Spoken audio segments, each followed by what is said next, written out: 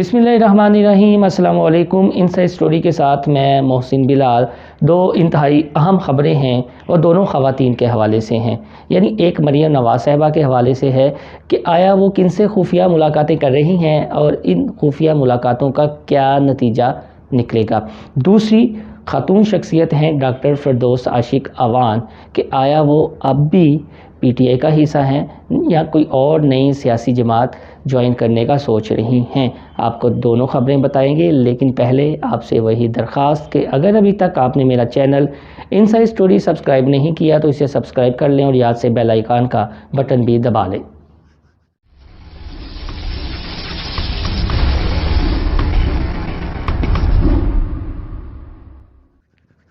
तो बताते हैं आपको पहले मरियम नवाज़ की खुफिया मुलाकात बारे। लेकिन उससे पहले एक बात ज़हन नशीन कर लें कि हमारी सियासत में आजकल फिर खुफिया मुलाकातों का सिलसिला बहुत चल निकला है। उनके चचा शहबाज शरीफ को ले लें, उनकी खुफिया मुलाकातों के चर्चे हैं, सियासी हलचल है। जहांगीर तरीन के साथ उनकी तवील खुफिया मुलाकात ही को ले लें। अगर खुफिया मुलाकात कर ली है तो इसमें छुपाने वाली क्या बात है। अब तो ये बात आया हो चुकी है कि इनके घर मॉडल टाउन में ये खुफिया मुलाकात हुई। वो पीपल्स पार्टी का हिस्सा हैं। पीपल्स पार्टी के दौर में गवर्नर पंजाब रह चुके हैं मखदूम अहमद महमूद।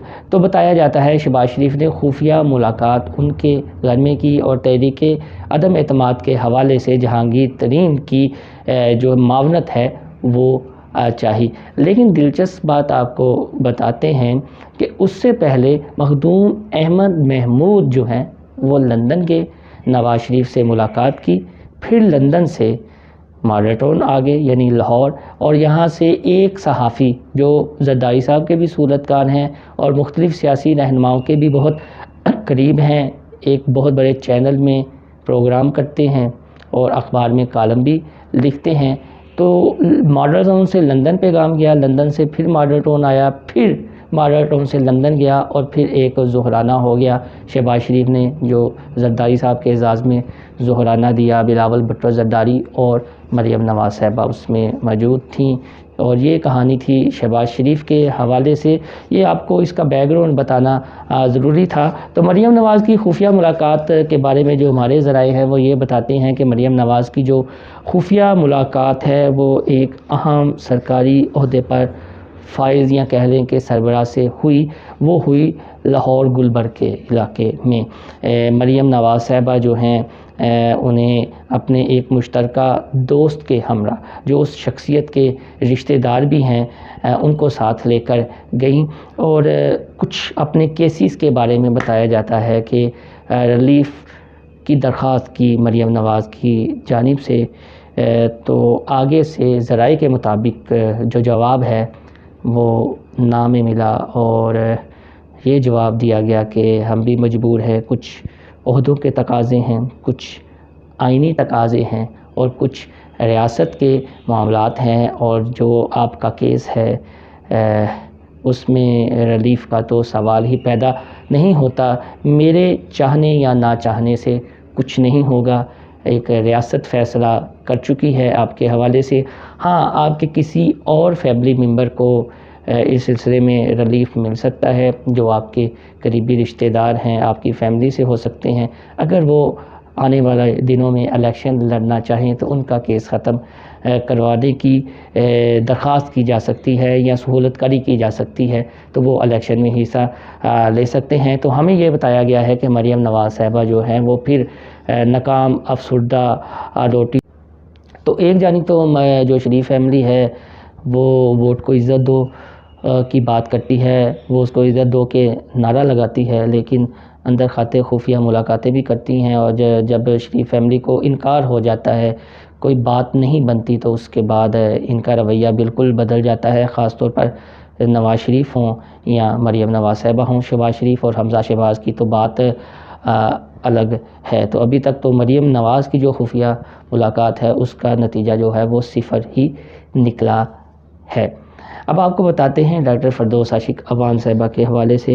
डॉक्टर साहिबा के जो करीबी ज़राए हैं, क्योंकि उनका ताल्लुक़ सियालकोट से है, हमारा ताल्लुक़ भी सियालकोट से है, तो वो ये बताते हैं कि फ़िलहाल तो डॉक्टर फिरदौस आशिक अवान साहिबा को PTI से बहुत ज़्यादा गिले शिकवे हैं। جہاں تک وزیر اعظم عمران خان کی شخصیت کی بات ہے تو شاید ڈاکٹر فردوس عاشق اعوان صاحبہ ان کے حوالے سے نرم گوشہ رکھتی ہیں اور اپنی نجی سیاسی بیٹھکوں میں یا حلقے کے عوام کے ساتھ یہی کہتی ہیں کہ وہ ابھی بھی پی ٹی آئی کا حصہ ہیں۔ وہ ایک مضبوط اعصاب کی پولیٹیشین ہیں اور پی ٹی آئی کو چاہیے کہ ان جیسی مضبوط اعصاب کی پولیٹیشین کو ضائع نہ کریں۔ پی ٹی آئی کی اسٹرینتھ بڑھے گی اگر انہیں کوئی ذمہ داری دی جاتی ہے، یہ ڈاکٹر فردوس عاشق اعوان صاحبہ کہتی ہیں۔ جہاں تک ان کے سیاسی مستقبل کی بات ہے تو نون لیگ ہو، پیپلز پارٹی ہو، تو بتایا جا رہا ہے کہ سوال ہی پیدا نہیں ہوتا کہ ڈاکٹر فردوس عاشق اعوان یہ دو جماعتیں جوائن کریں اور یا ان دو جماعتوں کی جانب سے ڈاکٹر فردوس عاشق اعوان کو آفر کی جائے۔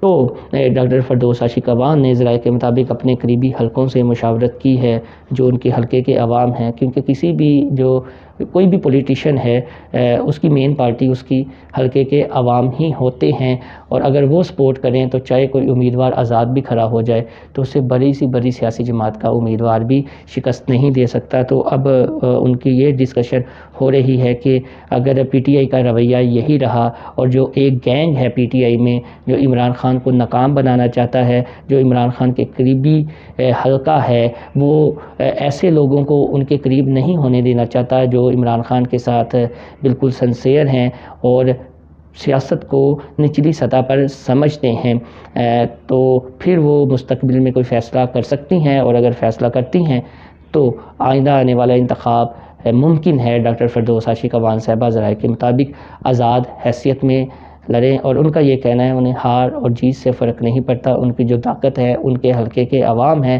اور جب تک ان کا ایک ووٹر بھی ان کے ساتھ ہے ڈاکٹر فردوس عاشق اعوان گھبرائیں گی نہیں، الیکشن میں حصہ دیں گی۔ ان کے جو معاملات تھے وہ کافلی کی وجہ سے تھوڑے سے خراب ہوئے، جو بریال فیملی ہے وہ پوری کی پوری فیملی کو doctor Firdous Ashiq Awan P T I میں لے آئی تھی، اور بریال فیملی کے حوالے سے جو ہمارا ضلع سیالکوٹ ہے یا ڈویژن گجرانوالہ ہے اس میں یہ تاثر ہے کہ یہ چودھری برادران کی اے ٹی ایم سمجھی جاتی تھی، تو اب اتنے بڑے آپ یہ کہیں انڈسٹریلسٹ فیملی کو پی ٹی آئی میں لے آنا تو ظاہر ہے اس کے کچھ منفی اثرات تو ہونے تھے، اور ڈاکٹر فردوس عاشق اعوان کو اس چیز کا خمیازہ بھگتنا پڑ رہا ہے۔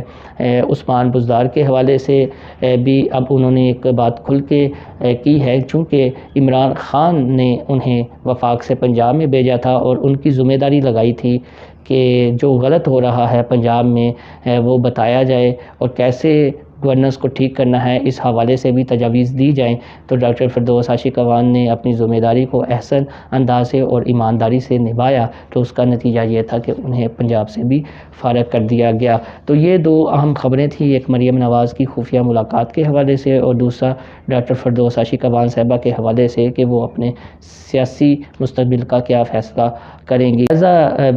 جرنلزم کا اسٹوڈنٹ ہونے کے ناطے ہماری تو خواہش یہی ہے کہ جس طرح مریم نواز کا دبنگ انداز ہے اور دوسرا فردوس عاشق اعوان صاحبہ کا دبنگ انداز ہے، تو ایسی خواتین کو پارلیمنٹ کا حصہ لازمی ہونا چاہیے، لیکن ایک کو ریلیف ملتا ہوا دکھائی نہیں دے رہا اور دوسری خاتون سیاستدان کو ان کی جماعت اون کرنے سے اب یا کوئی اہم ٹاسک دینے سے کترا رہی ہے۔ تو جب الیکشن ہوتے ہیں اگر یہ دونوں خواتین خواہشی کی جا سکتی ہے، دونوں خواتین ایوان میں آ جاتی ہیں، تو شاید ان کی موجودگی میں جو پارلیمنٹ کا ماحول ہے وہ بالکل ہی ڈیفرنٹ ہو، لیکن جو ریاست کے معاملات ہیں وہ ریاست کے معاملات ہیں۔ اب دیکھیں کہاں تک مریم نواز کو ریلیف ملتا ہے اور ڈاکٹر فردوس عاشق اعوان کو کیا ٹاسک ملتا ہے، یہ تو آنے والا وقت ہی بتائے گا۔ آپ کو میری یہ ویڈیو پسند آئے تو میرا چینل انسائیڈ اسٹوری سبسکرائب کرنا نہ بھولیے گا۔ اللہ حافظ۔